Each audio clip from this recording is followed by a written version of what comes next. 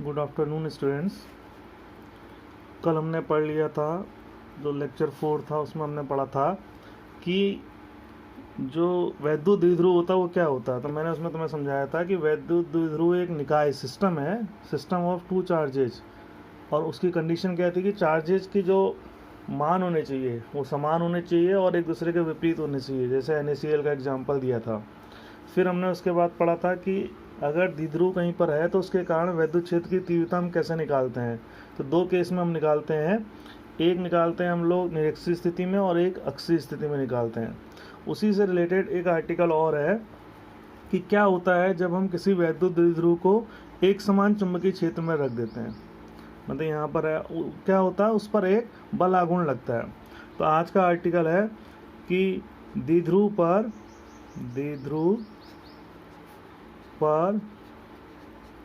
लगने वाला बल आघूर्ण कहाँ, एक समान वैद्युत क्षेत्र में। छोटा सा आर्टिकल है लेकिन इम्पोर्टेंट है क्षेत्र में। मतलब इंग्लिश में इसको क्या पढ़ेंगे, टॉर्क। वैद्युत बल आघूर्ण को टॉर्क कहते हैं, टाउ से रिप्रेजेंट करते हैं। तो बल आघूर्ण जो होता है उसको टाउ कहते हैं, टाउ से रिप्रेजेंट करते हैं। और इसको इंग्लिश में हम कहेंगे torque experience by a electric dipole in uniform electric field. तो इसको पढ़ने से पहले थोड़ा सा तुम समझ लो कि बल आघूर्ण क्या होता है। तो हमारी जो गति होती है, एक गति होती है हमारी रेखी गति। जैसे एक कोई द्रव्यमान m है तो हमको इसको चलाना है यहाँ पर, तो हम यहाँ पर एक बल लगा देंगे, ठीक। तो ये बल लगाएगा तो ये चलने लगेगा, और बल जो होना चाहिए इन दोनों के घर्षण बल से ज़्यादा होना चाहिए तभी चलेगा। और अगर हमें त्वरण निकालना है तो हम न्यूटन के नियम से निकाल देंगे। तो ये कहलाती है ट्रांसलेटरी गति। मतलब एक जगह से दूसरी जगह आपकी पूरी बॉडी शिफ्ट हो रही है। और ये जो वस्तु है इसके किसी भी छोटे से टुकड़े का अगर रेखीय वेग निकाला जाएगा तो वो एक आएगा। मतलब ये जो पिंड बनाया है, जैसे बस चल रही है तो बस के अगले हिस्से, पिछले हिस्से, बीच के हिस्से सभी का वेग जो रहता है वो समान रहता है, तो वो रेखीय गति कहलाती है। उसी केस में आप दूसरा केस देख लो कि भाई मान लीजिए कोई रॉड है और ये यहाँ पे दबा रखी हमने, टाइट कर रखी है, और हम इसको यहाँ पे बल लगा रहे हैं। तो ये रॉड यहाँ पर घूमेगी आपकी, थोड़ी देर में यहाँ पहुँच जाएगी। तो इसमें इसकी जगह नहीं बदली, जहाँ थी वहीं है, यहाँ पर फिक्स है, घूम रही है। तो ये वाली जो गति कहलाती है घूर्णन गति कहलाती है। तो इसको केवल बल से, हम बल तो लगा रखा हमने, हालांकि बल ही इसको करा रहा है, लेकिन यही बल अगर हम यहाँ पे लगाएंगे तो ये गति नहीं करेगा, क्योंकि इसको कराने के लिए बल नहीं चाहिए, बल आघूर्ण चाहिए। तो जैसे रेखीय गति के लिए आपको बल चाहिए होता है, ऐसी घूर्णन गति के लिए आपको क्या चाहिए होता है, बल आघूर्ण चाहिए होता है। और इसमें क्या चीज़ समान होती है, ओमेगा समान होता है। जैसे थीटा कोण बना टी टाइम में, तो सभी बिंदुओं का ओमेगा समान होगा, कोणीय वेग जो होगा वो कैसा होगा, नियत होगा। अब बल आघूर्ण कितना होगा, तो बल आघूर्ण जो आप बल लगा रहे हैं और जिस एक्सिस के अबाउट वो घूम रहा है उनके दोनों के बीच की क्रॉस प्रोडक्ट, टाउ को इजिकल टू क्या होता है, एफ क्रॉस क्या होता है, सॉरी आर क्रॉस क्या होता है, एफ। ये अगर लंबवत दूरी आप ले लें तो लंबवत दूरी में सीधे एफ क्रॉस कितना हो जाएगा, एफ इंटू आर हो जाएगा, एफ इंटू आर। उसमें फिर क्रॉस प्रोडक्ट लगाने की ज़रूरत नहीं है। तो बल आघूर्ण दो प्रकार का होता है, एक इसमें तो एक ही बल लगा है। ऐसा भी हो सकता है कि जैसे आपकी कोई रॉड है यहाँ पर फिक्स है, तो एक बल हमने यहाँ को लगा दिया, एक यहाँ को लगा दिया, तो ये घूमेगा। तो इस केस में भी बल आघूर्ण बनेगा। तो इस केस में बल आघूर्ण जो हो जाएगा वो क्या हो जाएगा, कोई भी एक बल इंटू दोनों के बीच की लंबवत दूरी, ये इन दोनों के बीच की लंबवत दूरी। अब तुम ये सोचो कि हम बल आघूर्ण कहाँ कहाँ लगाते हैं। तो सुबह जब हम उठते हैं बिस्तर से तो कमर के सापेक्ष अपने शरीर को घुमाते हैं, ऊपर को करते हैं, तो वो बल आघूर्ण है। फिर अगर आपने पानी पीना है, बोतल का ढक्कन खोलना है तो वहाँ पर बल आघूर्ण लगा रहे हैं। फिर आपने मुंह धोना है, वॉश बेसिन में नल खोलना है तो वहाँ पर आपका बल आघूर्ण लग रहा है, क्योंकि नल तो वहीं है, केवल उसकी जो टोंटी का वो पकड़ने वाला वो घूम रहा है, तो वहाँ पर हम क्या लगा रहे हैं, एक बल आघूर्ण लगा रहे हैं। तो ऐसा यहाँ पर ये वाला केस यहाँ पर होगा कि जब हम उसमें एक समान वैद्युत क्षेत्र में कोई द्विध्रुव रखेंगे तो उस पर भी दो बल लगेंगे, बराबर लगेंगे, विपरीत लगेंगे, तो वो एक बल आघूर्ण बनाएंगे और वो द्विध्रुव को घुमाने की कोशिश करेंगे या घुमाएंगे, वो निर्भर करता है कि बल आघूर्ण कितना बन रहा है।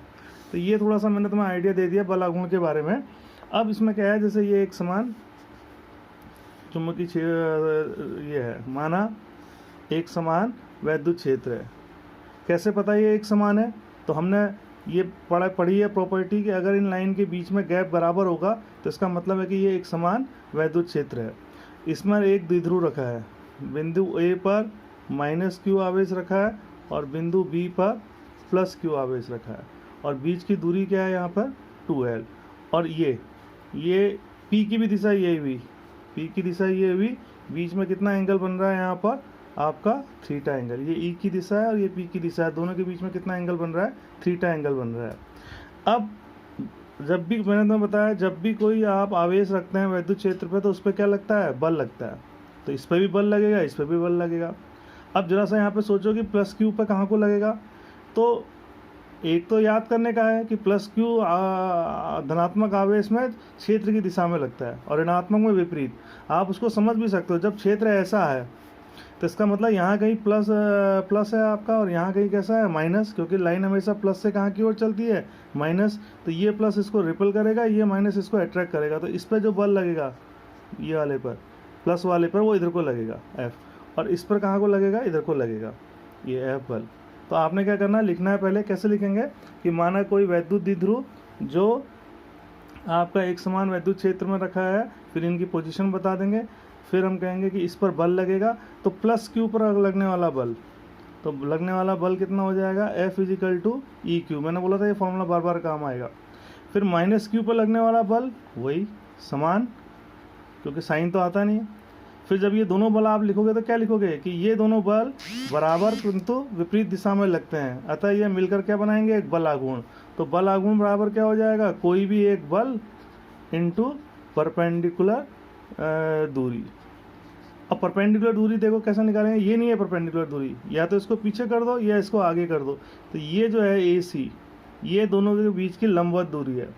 तो AC का मान कैसे निकालेंगे, तो ये थीटा कौन है, तो यहाँ पर हम साइन थीटा लगाएंगे, मतलब यहाँ पर आएगा EQ × AC। अब AC कैसे निकालेंगे, तो यहाँ पर हमारा आ जाएगा साइन थीटा बराबर, सॉरी BC आएगा, BC साइन थीटा बराबर BC/AB। तो BC हमें चाहिए और AB क्या है, 2l है। तो BC बराबर क्या दे देगा हमें यहाँ पर, BC = 2l साइन थीटा, ये आ जाएगा। तो इसके मान को रख देंगे तो टाउ = क्या आ जाएगा, EQ तो ऐसे ही रहेगा इंटू 2l साइन थीटा। अब ये Q2l तुम्हें समझ में आ रहा होगा क्या है, ये P है। तो टाउ = क्या हो जाएगा, PE क्या हो जाएगा, साइन थीटा। तो ये क्या आ जाएगा, एक समान वैद्युत क्षेत्र में रखे गए द्विध्रुव पर लगने वाला बल आघूर्ण। अब थोड़ा सा हम इसको आगे बढ़ाते हैं।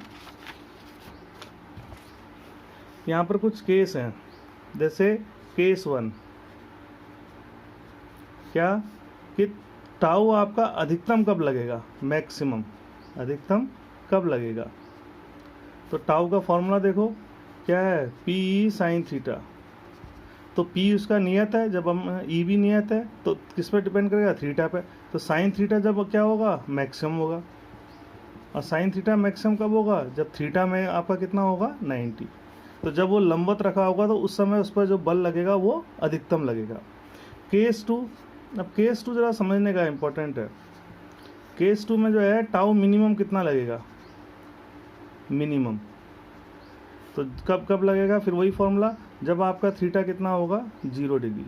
इसका मतलब है जब P और E की दिशा जो होगी दोनों कैसी होगी, समानांतर। तो इस केस में टाउ ऐसा लगेगा, मिनिमम लगेगा। अब यहाँ पर दो केस बन जाते हैं, यहाँ पर आपके दो केस बन जाते हैं कि मान लिया जाए थीटा = कितना है, 0। तो टॉर्क कितना लगेगा, 0।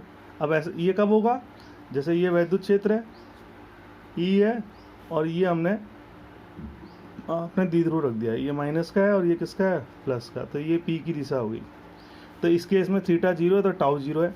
बल कैसा लगेगा, इसमें इधर को लगेगा, इसमें इधर को लगेगा, दोनों की रेखा भी समान है लगने की। तो यहाँ पर फोर्स भी कैसा हो जाएगा, 0। तो ना यहाँ पर ये रेखीय गति करेगा, ना यहाँ पर घूर्णन गति करेगा, जैसा है वैसी रहेगा। तो ये क्या कहलाएगा आपका, ये संतुलन की अवस्था, संतुलित रहेगा। अब संतुलन रहेगा। अब थोड़ा सा इमेजिन करो कि मान लिया जाए कि हम इसको थोड़ा सा हिला दें, ये देखो ये प्लस क्यू आपका यहाँ पर आ गया और माइनस क्यू यहाँ पर आ गया, तो ध्यान से देखना। तो अब क्या होगा कि इस पर बल कहाँ को लगेगा, इधर को, इस पर बल लगेगा इधर को, तो ये कहाँ को घुमाने की कोशिश करेंगे, ऐसे वापस। या हम ऊपर को कर देंगे तो कहाँ को घुमाने की कोशिश करेगा, वापस। तो कहने का मतलब है कि यहाँ पर अगर हम संतुलित अवस्था से थोड़ा सा हिला रहे हैं तो वापस अपनी स्थिति में आने की वो कोशिश कर रहा है। तो ये जो संतुलन की अवस्था होगी ये कौन सी होगी, स्थायी होगी। कौन सी होगी, स्थायी संतुलन की अवस्था। अगर आप थोड़ा डिस्टर्ब करेंगे तो वापस उसी जगह में आने की कोशिश करेगा। और थीटा इजिकल टू अगर आप 180 कर दें, ये बहुत इंपॉर्टेंट है, तो इस केस में भी टॉर्क 0 होगा, इस केस में भी क्या होगा, फोर्स 0 होगा। तो यहाँ भी संतुलन होगा, ये भी संतुलन है, लेकिन इस केस में संतुलन कैसा होगा, अस्थायी। देखो मैं दिखाता हूँ कैसे। मान लीजिए ये वैद्युत क्षेत्र है और ये आपने जो है यहाँ पर वो रख दिया, पहले तो हमने ऐसे रखा था, ये आपका प्लस क्यू है और ये आपका माइनस क्यू है। अब हमने इसको हिला दिया, माइनस क्यू यहाँ पहुँच गया और प्लस क्यू यहाँ पहुँच गया। तो अब इस पर बल कहाँ को लगेगा, देखो जो ये प्लस क्यू है आपका, सॉरी 180 है ना, तो ये प्लस का हो गया, ये किसका हो गया, माइनस का, सॉरी हाँ 180 एंगल बना रहा ना, क्योंकि आपका यहाँ पर जो P है वो इधर को है और E इधर को है, तो माइनस ये रहेगा प्लस ये रहेगा। तो इसमें बल लगेगा इधर को और इसमें बल लगेगा इधर को, ये।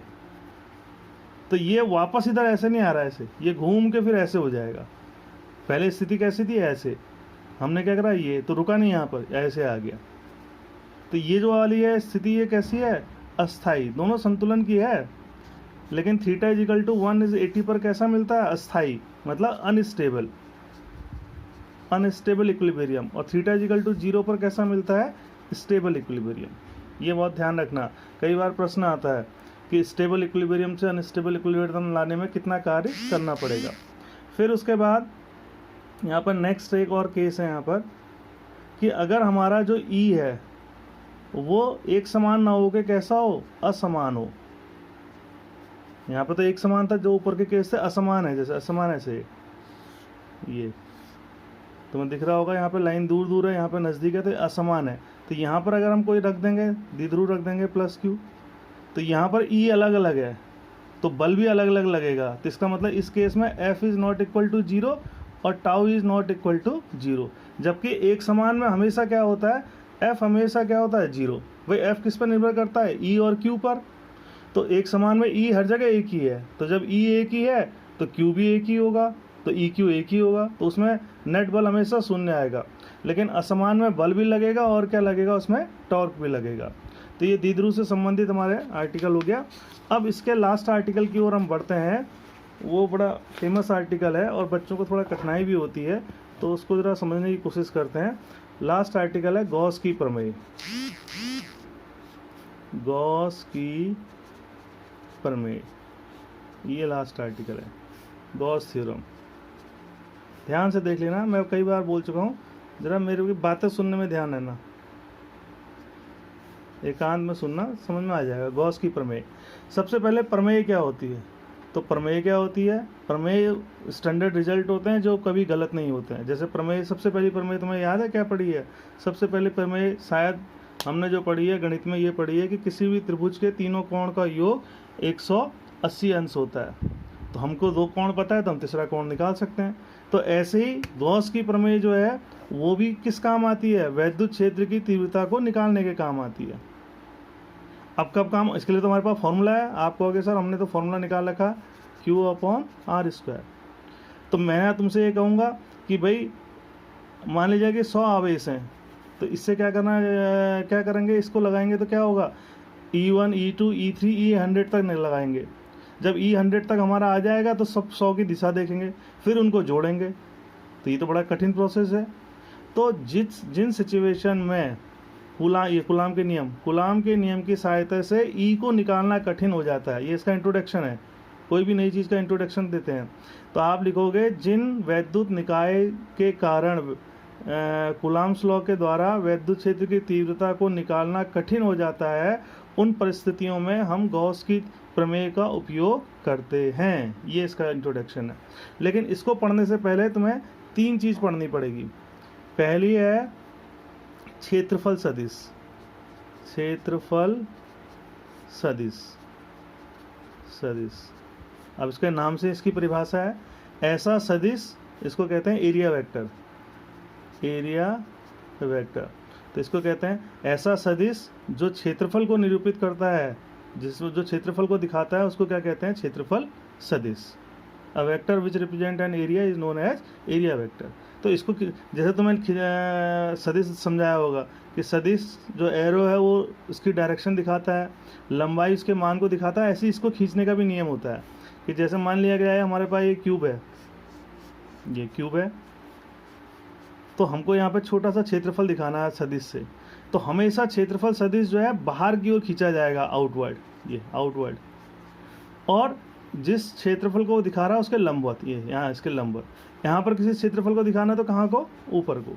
यहाँ पर किसी को दिखाना है तो अंदर को नहीं, कहाँ को, बाहर को। यहाँ पर किसी को दिखाना है तो कहाँ को, बाहर को। ये जैसे ये 3 डायमेंशनल बॉडी है, यहाँ पर दिखाना है तो ये, और बड़ा जैसे क्षेत्रफल थोड़ा बड़ा हो गया तो उसकी लंबाई को क्या कर देंगे, बड़ा कर देंगे। तो क्षेत्रफल सदिश जो क्षेत्रफल को दिखाता है, कैसे खींचा जाता है, लंबवत, जिस क्षेत्रफल को वो निरूपित कर रहा है उसके लंबवत, और कहाँ को, बाहर को। यहाँ पर है तो कहाँ को खींचा जाएगा, बाहर को। बस इतना ही जानना है इसमें। जैसे खिड़की है आपके कमरे में, तो उसको निरूपित करेगा तो खिड़की से बाहर की ओर, और खिड़की पर कैसा होगा, परपेंडिकुलर होगा। ये पहली चीज़ आ गई। दूसरी आ गई वैद्युत फ्लक्स।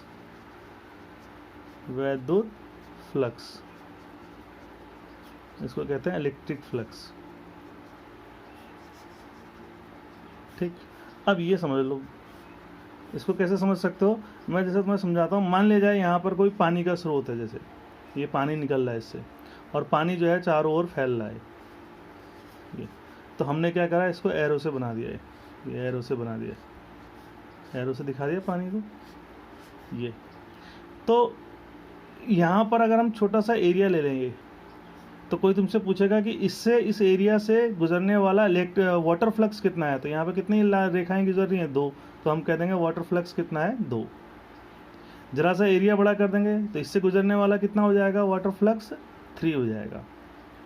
तो पहली चीज़ समझ लो, बहुत कन्फ्यूजन वाला होता है कि इलेक्ट्रिक फील्ड जो होता है, वैद्युत क्षेत्र की तीव्रता किसी बिंदु पर निकाली जाती है, किसी पॉइंट पे ई निकाला जाता है, और जो वैद्युत फ्लक्स है वो किसी एरिया से निकाला जाता है। जैसे बचपन में हम बनाते थे सूरज, तो सूरज की क्या बनाते थे, किरणें बनाते थे, ये तो किरणों से, तो इसका मतलब एनर्जी फ्लो हो रही है, यहाँ से कहाँ की ओर फ्लो हो रही है, बाहर की ओर फ्लो हो रही है।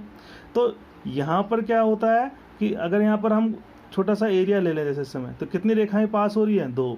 तो यहाँ पर जो आपका फ्लक्स होगा, एनर्जी फ्लक्स कहेंगे उसे, वाटर फ्लक्स नहीं कहेंगे, एनर्जी फ्लक्स यहाँ पे 2 हो जाएगा। तो ऐसे ही अगर हम कहीं पर आवेश रखें एक क्यूब, तो इसका जो वैद्युत प्रभाव होगा वो बाहर को जाएगा, तो जिसे हम वैद्युत बल रेखाओं से दिखाएंगे। मैंने बताया था वैद्युत बल रेखाएं धनात्मक से बाहर को जाती हैं, ऋणात्मक से अंदर को आती है। तो ये जो क्षेत्रफल हमने ले लिया छोटा सा, तो इससे गुजरने वाला वैद्युत फ्लक्स कितना हो जाएगा आपका, यहाँ पर कितनी रेखाएं गुजर रही, 2। तो किसी क्षेत्रफल से गुजरने वाली वैद्युत बल रेखाएं जो लंबवत हों, वैद्युत बल रेखाओं की संख्या उससे गुजरने वाले वैद्युत फ्लक्स को कहते हैं। पहली परिभाषा जो समझने के लिए है, किसी वैद्युत क्षेत्र में किसी क्षेत्रफल से लिंक संबद्ध वैद्युत फ्लक्स जो होता है उससे गुजरने वाली लंबवत बल रेखाओं की संख्या के बराबर होता है। सरल सी परिभाषा है। अब ये रेखाएं कैसी होती हैं, काल्पनिक। तो अगर मैं आवेश रख दूं कमरे के अंदर तो आपको ये रेखाएं थोड़ी दिखेंगी, तो इसका मतलब कि हम गिन तो सकते नहीं है, तो इसका मतलब इस परिभाषा से हम इसको कैलकुलेट नहीं कर सकते हैं। तो दूसरी जो गणितीय परिभाषा है वो क्या है, वो ये है कि भाई जैसे आपका ये कोई आवेश Q है और ये बंद है, और यहाँ पर एक छोटा सा क्षेत्रफल ds है, ये एरिया वेक्टर से दिखा रहे हैं, और यहाँ पर वैद्युत क्षेत्र की तीव्रता कितनी है, E, और दोनों के बीच में कितना कोण है, थीटा। तो इससे जो गुजरने वाला फ्लक्स हो जाएगा वो d फाई इजिकल टू क्या हो जाएगा, E डॉट ds, ये हो जाएगा। ये है इन दोनों का जो डॉट प्रोडक्ट, और ये कैसी क्वांटिटी है, स्केलर। इसका मात्रक क्या है, न्यूटन पर कूलाम था, इंटू मीटर स्क्वायर हो जाएगा, न्यूटन मीटर स्क्वायर पर कूलाम। और कई बार हमें क्या होता है, टोटल फ्लक्स निकालना होता है, तो आप इसको छोटे छोटे एरिया में बांटेंगे, सबका फ्लक्स अलग अलग निकालेंगे, फिर सबको जोड़ देंगे, तो समेशन करेंगे। तो समेशन का जो पर्यायवाची होता है वो क्या होता है, इंटीग्रेशन। तो इसका मतलब कि अगर हमें कुल फ्लक्स चाहिए तो क्या करेंगे कि जो ये है इसको, ये समेशन का निशान है, E डॉट ds, तो समेशन से बढ़िया टूल जो होता है वो क्या होता है, इंटीग्रेशन। तो यहाँ पर हम समाकलन कर देंगे, यहाँ पर कर देंगे ई डॉट डी एस, ये यहाँ पर तक। तो ये हमारे पास क्या आ जाएगा, टोटल फ्लक्स आ जाएगा, गुजरने वाला टोटल फ्लक्स। तो दो चीज़ें मैंने बता दी, क्षेत्रफल सदिश और फ्लक्स। अब तीसरी चीज़ क्या होती है, तीसरी बहुत छोटी सी चीज़ है, उसमें हमें बहुत ज़्यादा नहीं करना है। उसको आप ऐसे समझ सकते हो कि जैसे कोई वृत्त है, वृत्त में कोई वस्तु ए से चली, थोड़ी देर में बी पे पहुंच गई, तो जितना ये घूमी उसको प्लेन एंगल कहते हैं। तो मान लीजिए ये एल है, ये आर है, तो plane angle theta is equal to L upon कितना हो जाएगा, आर। तो यहाँ पर एंगल किसने बनाया, लंबाई ने बनाया। कितना बनाया, चाप बटे त्रिज्या, और इसका मात्रक क्या होता है, रेडियन। अब मान लीजिए कि टोटल एंगल कितना हो जाएगा, ये तो बच्चा ही बता देगा, कितना हो जाएगा 360 इजिकल टू कितना हो जाएगा 2 पाई। तो कैसे भी शेप की अगर आपकी 2 डायमेंशनल बॉडी है तो उसके अंदर टोटल प्लेन एंगल कितना बनेगा, 2 पाई। तो ऐसे ही अगर कोई क्षेत्रफल है, जैसे ये कोई क्षेत्रफल है, तो ये P बिंदु पर, ये P बिंदु है, तो यहाँ पर ये कितना, ये तो क्षेत्रफल के द्वारा रेखा के द्वारा बनाया गया प्लेन एंगल, क्षेत्रफल के द्वारा किसी बिंदु पर बनाया गया कोण जो होता है वो घन कोण कहलाता है। तो मान लीजिए कि ये कितना है आपका एरिया वेक्टर ds, और इससे यहाँ पर लंब डाला हमने, वो कितनी लंबाई है r, और दोनों के बीच में कितना एंगल है, थीटा। तो जो घन कोण हो जाएगा वो कितना हो जाएगा आपका ds cos थीटा अपॉन क्या हो जाएगा, r स्क्वायर। और मान लीजिए कोई 3 डायमेंशन बॉडी है, कैसे भी शेप की हो, जैसे कैसे भी शेप की होगी, 2 डायमेंशन बॉडी के अंदर टोटल प्लेन एंगल 2 पाई बनेगा।